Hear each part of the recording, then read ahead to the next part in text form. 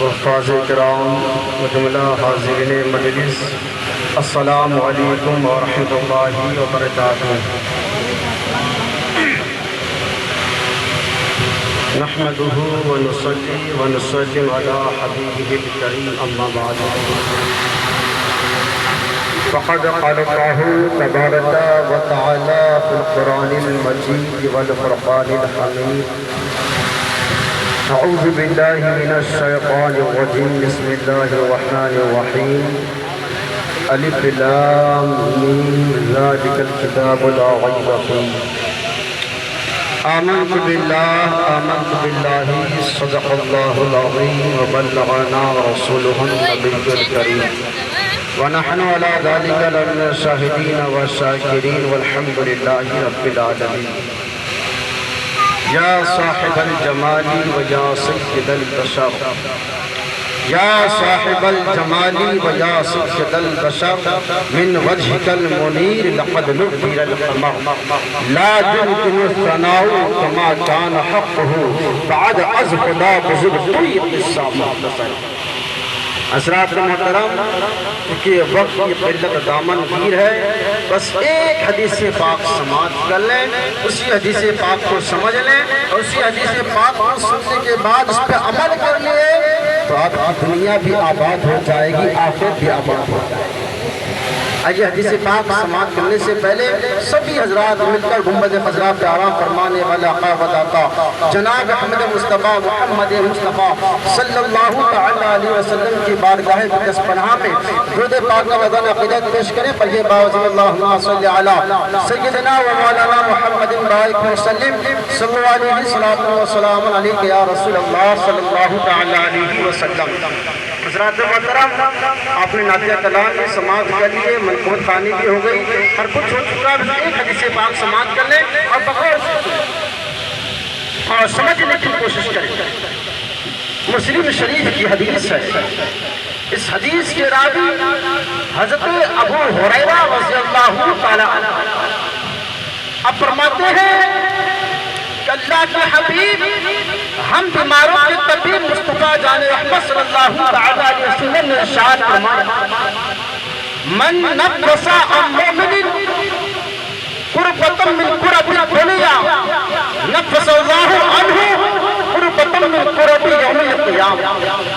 یعنی حضور پاک علیہ السلام نے ارشاد فرمایا کہ جس کسی نے اپنے مسلمان بھائی یا مسلمان بہن کی دنیاوی تکلیف کو دور کی، دنیاوی پریشانی کو دور کی، تو اللہ تبارک و تعالیٰ بروز قیامت کی تکلیف اس سے دور فرمائے گا۔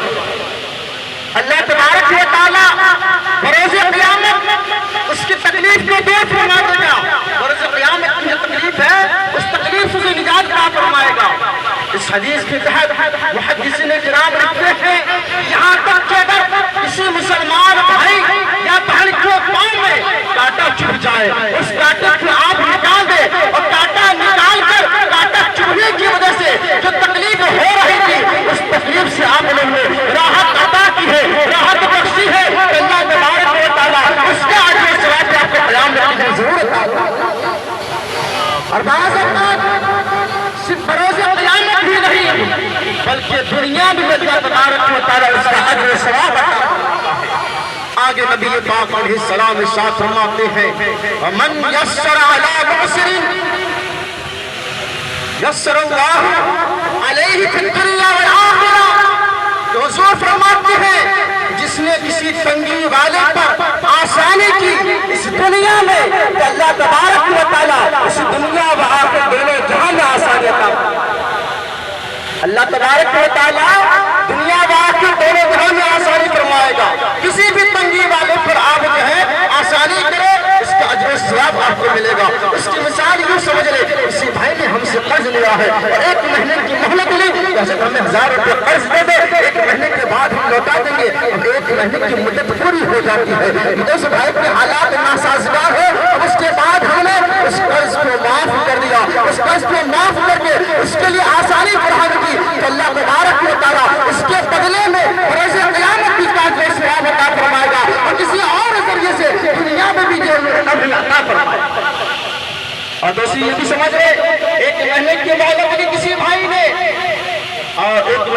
قرض واپس نہ کر سکا تو وہ 1 مہینے کے بعد اور اس کو مہلت دے دے. ٹھیک ہے بھائی، آپ جو پیسے ہم سے ادھار کے طور پہ قرض کے طور پہ لیے تھے واپس نہیں کر پائے نا، کوئی بات نہیں. ٹھیک ہے، 1 مہینے کی اور مہلت لے لے. 1 مہینہ مہلت دینے کا اور جو ثواب یہ ہے کہ آج دنیا میں کسی مسلمان بھائی و بہن کے لیے ہم آسانی کریں گے، اللہ تبارک و تعالیٰ قیامت میں بھی اور اس دنیا میں بھی ہمیں آسانی عطا فرمائے گا. اس کی مثال صحیح بخاری شریف کے حدیث پاک میں موجود ہے، بڑی مشہور حدیث پاک ہے. اس حدیث کو بھی حضرت ابو ہریرہ رضی اللہ عنہ نے روایت کی ہے. آپ فرماتے ہیں کہ نبی پاک علیہ السلام نے ایک فاحشہ عورت کا ذکر فرمایا. حضور پاک علیہ السلام نے ایک فاحشہ عورت کا ذکر فرمایا.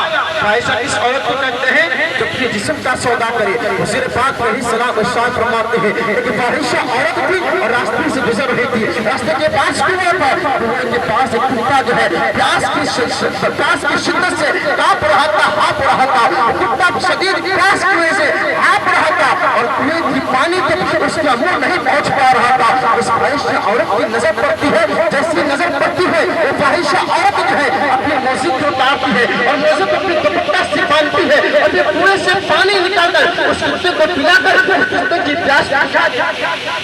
وہ فاحشہ عورت ایک پیاسا کتے کی پیاس کو بجھاتی ہے. تو اللہ تبارک و تعالیٰ کو اس فاحشہ عورت کا یہ عمل اس قدر پسند آتا ہے کہ نبی پاک علیہ السلام ارشاد فرماتے ہیں اس ایک عمل کے بدلے میں اللہ تبارک و تعالیٰ اس کی پوری زندگی کی گناہ کو معاف فرما دیتا ہے. اب دیکھیں ایک پیاسے کتے کو پانی پلایا. کسی انسان کی مدد نہیں کی، ایک پیاسے کتے کو پانی پلایا. مگر اس کے عوض میں، اس کے بدلے میں، اس کے صلے میں بطور اجر و ثواب کے اللہ تبارک و تعالیٰ نے اس عورت کی پوری زندگی کے گناہ کو معاف فرما دیا. آگے حضور پاک علیہ السلام ارشاد فرماتے ہیں ومن ستر مسلما سترہ اللہ فی الدنیا والآخرہ. جس نے کسی مسلمان بھائی کی پردہ پوشی کی اللہ تبارک و تعالیٰ دنیا و آخرت اس کی پردہ پوشی فرمائے. اب اس کی مثال کیا ہے؟ کسی کوئی بھی مسلمان بھائی یا بہن اس کے اندر کوئی عیب ہے. آج ہمارا حال کیا ہے نا، دوسرے کے عیبوں کو بیان کر کے خود مزے لیتے ہیں تو بیان نہ کریں. حضور فرماتے ہیں کسی مسلمان بھائی یا بہن کے عیب کو تم چھپاؤ، اللہ تبارک و تعالیٰ دنیا و آخرت میں تمہارے عیبوں کو چھپائے گا.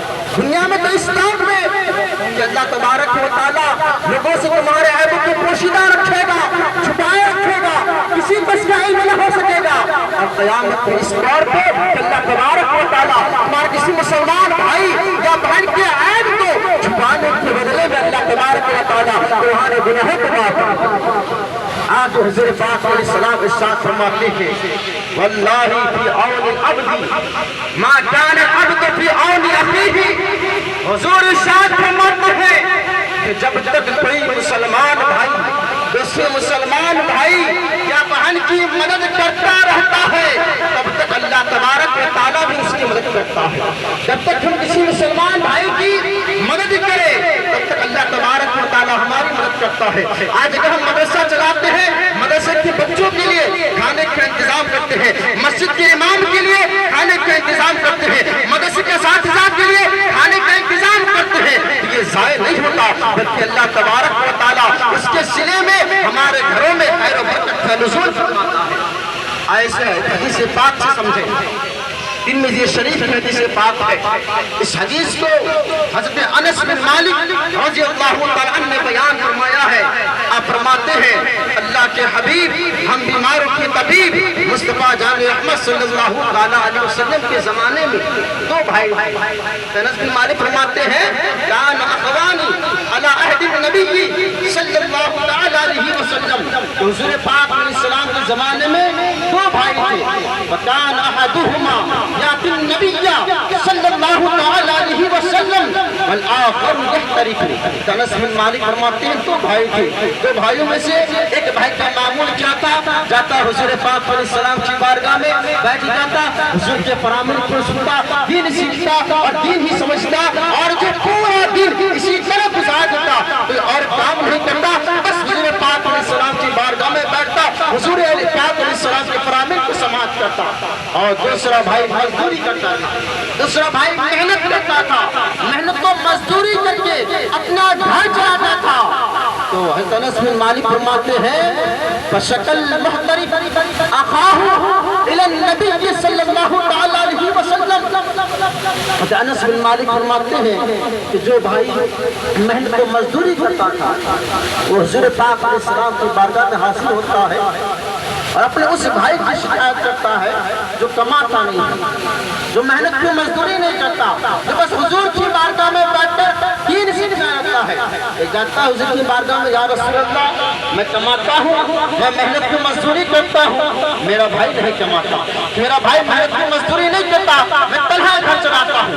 حضرت انس بن مالک فرماتے ہیں فقال لعلک ترزق بہ، تو نبی پاک علیہ السلام نے جواباً ارشاد فرمایا شاید کہ اسی کی وجہ سے تمہیں رزق دیا جاتا ہے، شاید کہ اسی کی وجہ سے تمہیں رزق دیا جاتا ہے۔ یعنی حضور پاک علیہ السلام نے یہ بیان فرمایا کہ تم کماتے ہو، محنت کی مزدوری کرتے ہو اور تمہارا بھائی جو ہے دین سیکھتا ہے، تو تمہارے بھائی کا رزق جو ہے تیرے گھر میں چلتا ہے، اس کی برکت سے تمہارے بھائی کا بھی گھر چلتا ہے اور تیرا بھی۔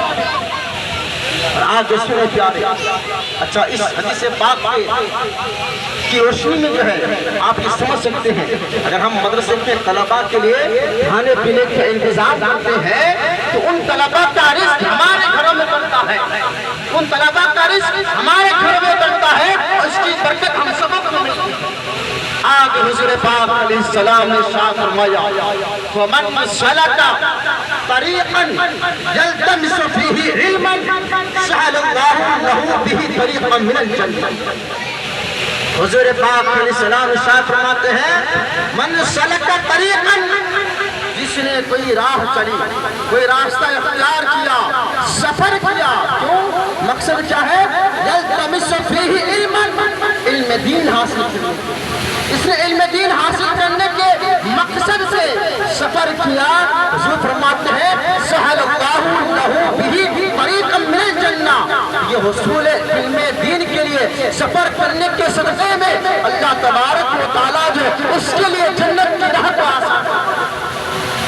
جو کوئی بھی اب چاہے بچہ حافظ قرآن بنے، عالم دین بنے، مفتی اسلام بنے، کوئی بھی ہو، یہاں تک کہ اگر کوئی عام آدمی، عالم بننا ضروری نہیں، عالم بننے کے لیے 12 سال 15 سال لگ جاتے ہیں، یہاں تک کہ اگر کوئی عام آدمی بھی جو ہے علم دین حاصل کرنے کے لیے کوئی سفر کرے تو اسے بھی یہ فضیلت حاصل ہے کہ اللہ تبارک و تعالیٰ اس کے لیے جنت کی راہ کو آسان کر دیتا ہے۔ اور جنت کی راہ کو آسان کرنے کا مطلب کیا ہے؟